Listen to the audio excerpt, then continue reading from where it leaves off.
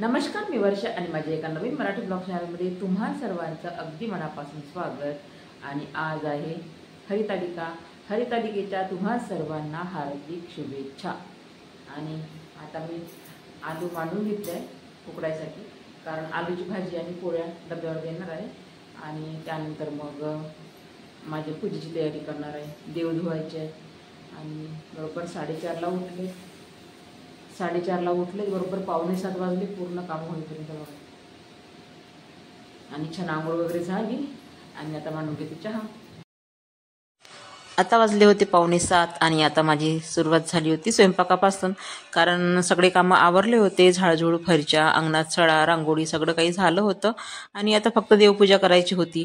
आणि पुन्हा हरतालिका असल्यामुळे सगळ्या काही झाडांची पाने तोडायची, त्याच्या छान जुड्या बनवायच्या, हे काही सगळं व्हायचं होतं। तर म्हटलं पहिले यांना डब्बा बनवून देते आणि त्यानंतर मग मी माझे राहिलेले सगळे कामं करते। सगळे कामं म्हणजे फक्त आता पूजेची तयारी करायची होती मला, कारण हे गेल्याशिवाय काही करता येत नाही त्यामुळे। आणि झाडाला खूप छान फुलं लागले होते आज, खूप दिवसानंतर लागले। जेव्हा मी झाडं विकत आणले ना, तेव्हा पूर्णपणे रोग आला होता झाडावर। फक्त आणले तेव्हा फुलं लागून होते आणि नंतर मग पूर्ण रोग आला आणि झाडं सगळे मेल्यासारखे झाले। आणि जास्वंदाला तर खूपच फुलं आले होते आज, जवळजवळ 5-7 फुलं लागले होते छान। आणि जुनं जास्वंदाचं झाड तर मी तोडूनच टाकलं होतं। आणि छान चहा मांडून घेतला आणि आता चहा घेतला आणि त्यानंतर मग यांचा डब्बा बनवला। यांचा डब्बा भरून दिल्यानंतर हे गेले ड्युटीवर आणि मी लागले माझ्या कामाला। तर आता प्रत्येक झाडाच्या 16 पानं तोडायची आणि त्याची एक जोडी बनवायची। मग ती जास्वंदाची, शेवंतीची, गुलाबाची, दुर्वा सगळे काही 16 पानं निवडायची आणि त्याची एक जोडी बनवायची। 16 पानाची एक जोडी, अशा 16 जुड्या वाहतात।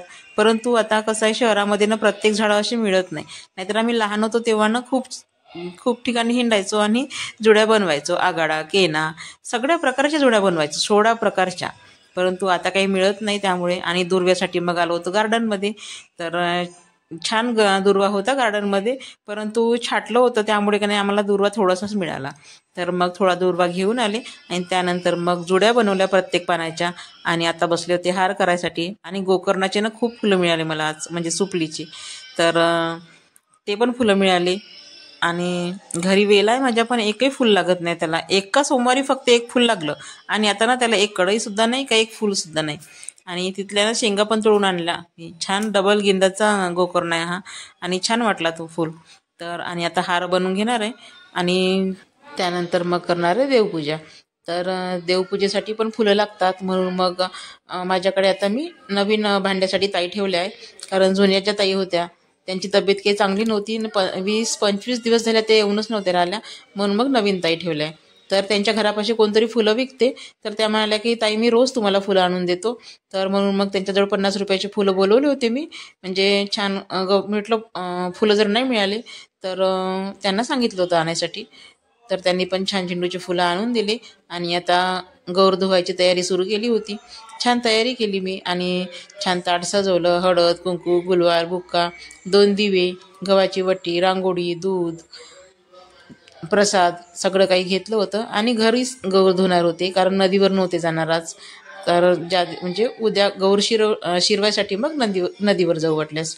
तर घरीच मग मोठ्या गंजामध्ये छान पाणी घेतलं आणि 5 वेळा बुडवायची गौर, छान म्हणजे धुवायची, 5 वेळा बुडवून वरती काढायची आणि पुन्हा बुडवायची, असं 5 वेळा करायचं। आणि नंतर मग जागेवर ठेवायची। तर दोघींनी पण छान आता गौर धुवून घेतली आणि त्यानंतर मग आता गौरीची पूजा करायची। तर बाहेरच म्हणजे खाली अंगणामध्ये करू म्हटलं, परंतु पाऊस सुरू झाला आणि सगळं ओलं ओलं झालं बाहेरची फरची, त्यामुळे मग ना पोर्चमध्येच केलं। आणि आता छान 2 पायावर काही बसणं होत नाही खाली, तर मग पाट ठेवला छान मी आणि बसले पाटावर। आणि आता रांगोळी काढून घ्यायची पहिले, आणि त्यावर मग रांगोळी काढल्यानंतर रेतीची पिंड बनवायची खाली। आणि रेतीची पिंड बनवल्यानंतर मग गौर आहे ते त्याच्यामध्ये 2 विड्याचे पानं ठेवायचे, त्यावर सुपारी ठेवायची आणि गणपती पूजायचा पहिले।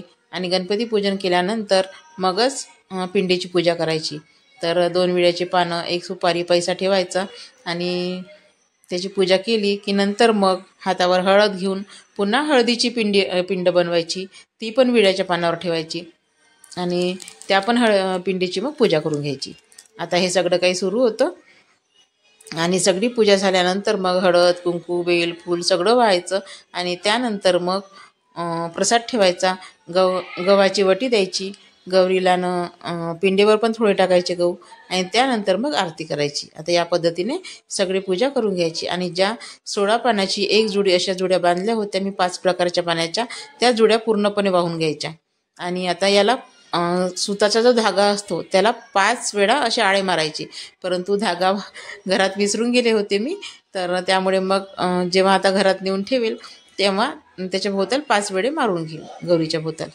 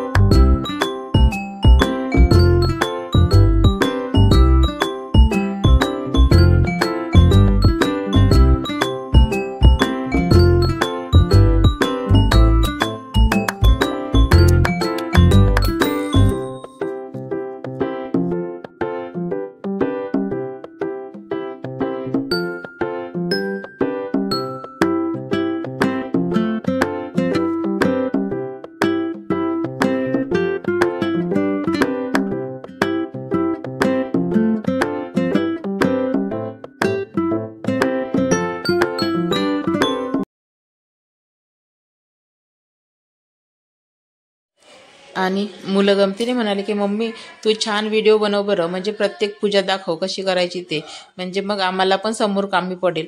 जेव्हा काही आम्ही विसरू तेव्हा तुझा व्हिडिओ बघितला की आम्हाला लक्षात येईल कशी पूजा करायची ते. तर मला ना थोडा हसाच आला. मी म्हटलं ठीक आहे, आता मी जशी पूजा केली आहे तशी पूजा तुम्ही करा म्हटलं. ही पूजा पण मी माझ्या आईकडूनच शिकली, कारण लहानपणी कसं आम्ही आईसोबत जायचो ना गौरी धुवायसाठी. आमच्याकडे नद नव्हती, परंतु ना तळे होते मोठे मोठे पाण्याचे, तर तिथे जायचो छान गौर धुवायसाठी.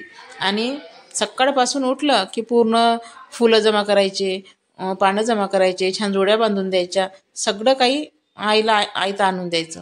परंतु आता कुठलं काय, आपल्यालाच सगळं धुंडावं लागते प्रत्येक गोष्ट. आणि सगळं काही बाजारात मिळतं आता, पहिले बाजारात मिळत नव्हतं. हे सगळं काही बेल फूल वगैरे ना असं मिळत नव्हतं. आम्ही जेव्हा लहान होतो तेव्हा सगळं काही म्हणजे गावातूनच शोधून काढायचं होतं, कारण आम्ही पहिले लहानपणी खेड्यावर राहायचो, तर सगळं काही शोधूनच काढावं लागत होतं ते, कुठं काय आहे कुठं काय नाही ते. तर आता छान पूजा झाली होती आणि आता छान आरती करून घेतली. आणि आरती झाल्यानंतर मग प्रसाद वाटला, पेढ्याचा प्रसाद आणला होता, तर प्रसाद वाटला. आणि त्यानंतर मग आता घरात पण घट वगैरे मांडायचा होता, तर आता गौरी नेऊन ठेवल्या की मग घट मांडून घेते, कारण तयारी करून ठेवली आहे मी सगळी, फक्त आता घटच मांडायचा आहे.